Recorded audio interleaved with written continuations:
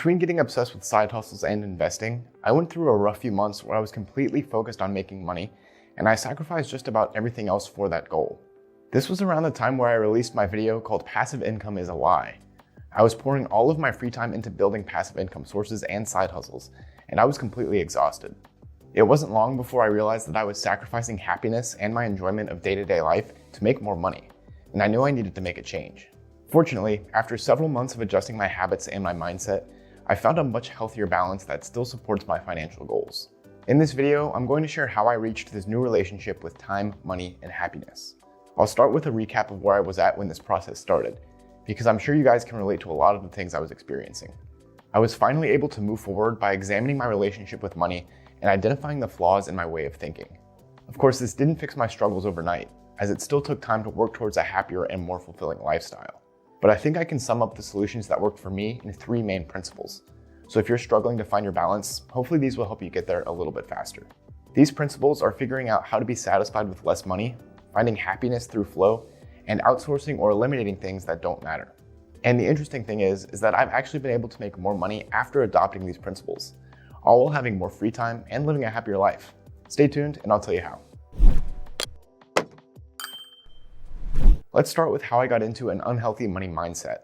For years, I've told myself that the traditional 9-to-5 wasn't for me because I want to live and work on my own schedule. And that's something I still believe for the most part. Of course, in order to free myself from that kind of work, I need to be making a livable income on my own. My solution to this was creating new sources of income through side hustles, as well as building an investment portfolio for additional income that would also serve as a safety net. I got to work very quickly, taking on freelance writing, freelance editing, an Amazon affiliate website, and my own YouTube channel. In order to maximize my earnings, I did everything at the lowest possible cost and spent as much time as I could working. And this strategy paid off much quicker than I expected. In about 6 months, I approximately doubled my monthly income, but I was also working around the clock. With the limited time I now had, I knew investing was the best complement to my side hustles, where my money could continue growing after I had earned it. This also went hand in hand with my YouTube channel, where I created a lot of videos exploring investing strategies and products. I quickly learned the basic principles for successful investing. For example, by just investing 10 to 15% of your income into index funds and a tax-sheltered retirement account, you're almost guaranteed to retire with millions of dollars. But I don't want to wait until I'm 60 to retire, so I felt like I needed to go even more aggressive to be able to achieve the financial freedom I wanted. Instead of 10 to 15%, I told myself I could invest 25% of my income. In addition to my retirement account, I also opened up new brokerage accounts where I invested into riskier investments that had higher growth potential. But this became a slippery slope. Once I was putting away 25% of my income, I realized that I still had extra money left over that I didn't need to pay my bills. I started to view investing as the only acceptable use for spare cash, and ended up investing nearly every dollar I had that I didn't need for living expenses. I did all of this because I thought every dollar I put away today would get me that much closer to my goal of being financially free, and I could fuel my investing further by working and earning more money with side hustles. So this became a continuous cycle of working as much as I could to invest as much as I could. It wasn't long before I hit a point where I was completely burnt out. I realized that even though I was setting myself up for financial success in the future, I wasn't happy and had absolutely no time to do anything but work. This meant I was delaying any happiness in my life until I reached that financial goal, which is at least a few years away. And the last thing I want to do is get 5 or 10 years down the road and realize that I completely wasted my 20s by just working every hour of the day. The first step I had to accomplish here was working less, because that would open up more free time in my schedule and allow me to do something else besides work. And that brings us to our first principle, which is being satisfied with less. Although I knew that I needed to work less, this meant that I was going to be earning less money and thereby investing less money. This was the toughest thing for me to overcome because I knew earning and investing were the fastest ways to reach my goal of financial freedom. I initially felt guilty for doing less and willingly earning less money.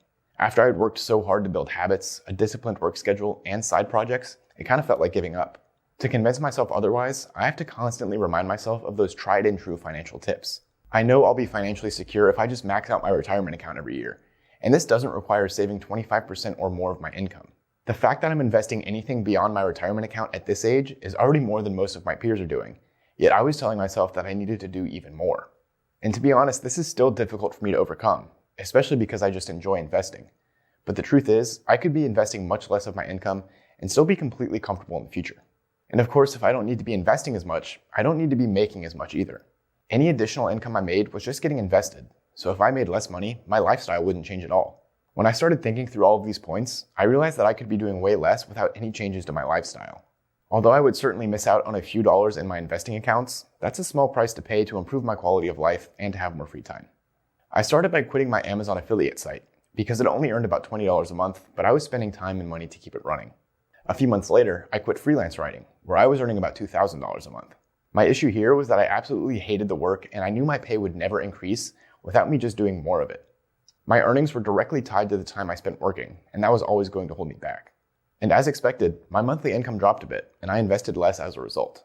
But I still had more than enough to max out my IRA and put away some extra money in a traditional brokerage account. The issue I didn't expect after achieving more free time was that I no longer knew what I enjoyed doing. Since I had thrown myself into work for so long, it was hard for me to get back into the hobbies and activities that I had previously enjoyed. So the next thing I had to figure out was how to find more happiness in the time I had, which brings us to principle number 2, finding happiness through flow. In my search to find more fulfillment, I purchased a book called Flow, The Psychology of Optimal Experience. This book outlines a state of engagement where you're completely focused and immersed in the activity that you're doing. While this experience of flow isn't exactly synonymous with happiness, it gives us kind of a blueprint to identifying activities that we find meaningful. And if we spend our time doing meaningful activities, we tend to enjoy the time spent and we feel happier for it. I'm not going to argue that this is the only way to find more meaning in life, but it's something that I found really easy to apply and get results from. I just needed to find the activities that made me feel this way. And luckily, the book outlines several characteristics of flow activities, which makes them pretty easy to identify. First is that it's an activity that has a clear goal and requires skill. Another way to think about it is that the activity will challenge you in some way, requiring your active engagement to complete it. Maximum enjoyment happens when you're engaging in an activity that requires skills around your level, because anything too easy will be boring and anything too hard might not be enjoyable. The second is described as your sense of awareness and action merging together. You're so focused on the activity that your participation in it becomes almost automatic, but at the same time, you're intensely aware of everything you're doing. Concentration becomes effortless. Third is that the activity provides immediate feedback. Whatever the goal of the activity is, you'll know whether you're getting closer or further from it with each action. Next is that you become so focused, you lose a sense of consciousness. This is one of my favorites because it just makes so much sense. When you become focused enough on an activity, you stop thinking about everything outside of that activity. You're not worrying about the bills you have to pay, trying to remember a dentist appointment, or anything else. All other thoughts are blocked out of your mind because of your focus on that activity, which makes it practically impossible to have unhappy or stressful thoughts. Next is that the activity gives you a sense of control. You'll feel that the output you get from the activity is a direct reflection of your input. There's an excitement in doing an activity where you're constantly honing your skills and striving for perfection. Finally, the activity will cause you to lose track of time. As in, you could spend long periods engaged in the activity without stopping to think about how much time you've actually been doing it. Using these as sort of a checklist, I started finding flow activities in my life so that I could enjoy the time I had. I thought about the activities I get sucked into and can do for hours at a time without thinking about anything else. For me, practicing guitar and playing tennis checks all of these boxes. They're activities that challenge me, they're effortless yet require tons of focus, I feel in complete control of the result, and they consume my consciousness while I'm doing them. And that benefit of being distracted from other thoughts is so huge, because it stops me from thinking about how much money I'm making or investing. What I didn't expect though, is that I can also apply the concepts of flow to my work activities. After learning about these characteristics, I realized why I hated so much of the work I do on a daily basis. Many of my work tasks don't challenge me, so instead of being engaged with my work, I'm bored and unhappy. I realized that I could use this knowledge to strategically structure my workload to give me the most fulfillment and growth. The first part of this is focusing on activities that I find particularly challenging. This would give me a sense of flow during work, both at my job and with my side hustles. This makes it possible to find more happiness and growth in the work that I already do, so I can satisfy that desire for more money without feeling like I'm trading my time and happiness for it. This also makes it a little less pressing to make money on the side and quit my job, because I can find a way to balance all of it if I can find enjoyment at work. The other half of this is getting rid of activities that aren't flow experiences and are just boring or unnecessary. These are the activities that drive me to achieve financial freedom as quickly as possible, so I no longer have to deal with them. And that brings us to principle number 3, outsourcing and eliminating work. After identifying the activities that do and don't provide flow experiences, I knew which ones to focus on and which ones to eliminate. Unfortunately, some boring tasks are absolutely necessary, but that's where outsourcing comes in. If you can describe step by step how to do a task, it can be outsourced. And I've been taking huge advantage of that lately. The best example from my experience is the outsourcing of video editing. I was editing videos at work for my full-time job, these videos for my YouTube channel, and videos for another channel I'm working with on the side. Editing was hands down my most time-consuming task, but I wasn't doing anything new with these projects. It was no longer a challenge for me, which meant I was mostly bored and unhappy. And that's how I spent at least 10 to 15 hours every single week.